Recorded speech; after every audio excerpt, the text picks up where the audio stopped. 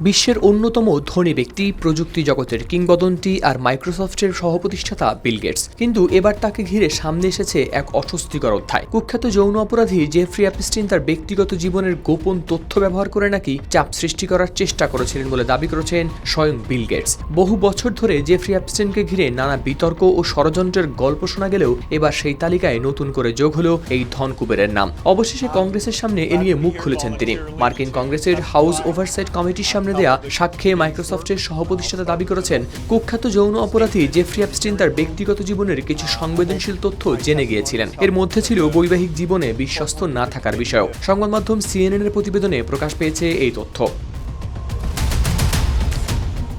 Gates আরও জানান, Epstein সেই তথ্যকে কাজে লাগিয়ে তার উপর চাপ সৃষ্টি করার চেষ্টা করেছিলেন। তবে তিনি দাবি করেন কখনোই সেই চাপে তিনি নতি স্বীকার করেননি। বিল গেটসের ভাষ্য অনুযায়ী 2011 সালে এপস্টিনের সঙ্গে তার পরিচয় হয়। সে সময় এপস্টিন বিশ্ব স্বাস্থ্য খাতে $100 কোটি তহবিল সংগ্রহ করতে পারবেন বলে আশ্বাস দিয়েছিলেন।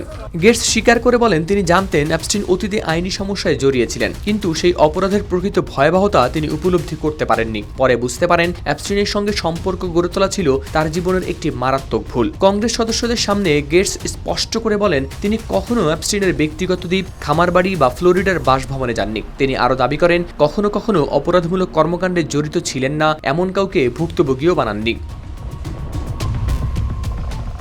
গেটস জানান, 2014 সালের ডিসেম্বরে তাদের যোগাযোগ পুরোপুরি বন্ধ হয়ে যায়। কিন্তু এরপরও এপস্টিন তার সম্পর্কে জানা তথ্যের সঙ্গে আরও কিছু মিথ্যা তথ্য যোগ করে যোগাযোগের চেষ্টা করেছিলেন। এদিকে কংগ্রেসের ডেমোক্রেটরা জানান, গেটস স্বীকার করেছেন যে তিনি জানতেন এপস্টিন যৌন অপরাধে দোষী সাব্যস্ত হয়েছিলেন। তারপরও ধনী দাতাদের সঙ্গে যোগাযোগের আশায় তার সঙ্গে সীমিত সম্পর্ক বজায় রেখেছিলেন। চলতি বছর জেফ্রি এপস্টিন সংক্রান্ত লাখ লাখ পৃষ্ঠার নথি প্রকাশের পর আবারও আলোচনায় আসে তাদের সম্পর্ক। প্রকাশিত কিছু খসড়া ইমেইলে বিল গেটসকে ঘিরে আসে নানা অভিযোগ। তবে গেটস সেগুলোকে সম্পূর্ণ মিথ্যা ও ভিত্তিহীন বলে উড়িয়ে দিয়েছেন। তিনি দাবি করেছেন, এপস্টিন প্রায় নিজের কাছে নিজেই ইমেইল লিখতেন এবং সেখানে এমন সব তথ্য উল্লেখ করতেন যেগুলোর বাস্তবে কোনো ভিত্তি ছিল না। সবশেষে গেটস বলেন, তিনি সব নথি প্রকাশের পক্ষপাতী। তার আশা, সত্য উদ্ঘাটনের মাধ্যমে এপস্টিনের শিকার হওয়া ব্যক্তিরা ন্যায় বিচার পাবেন।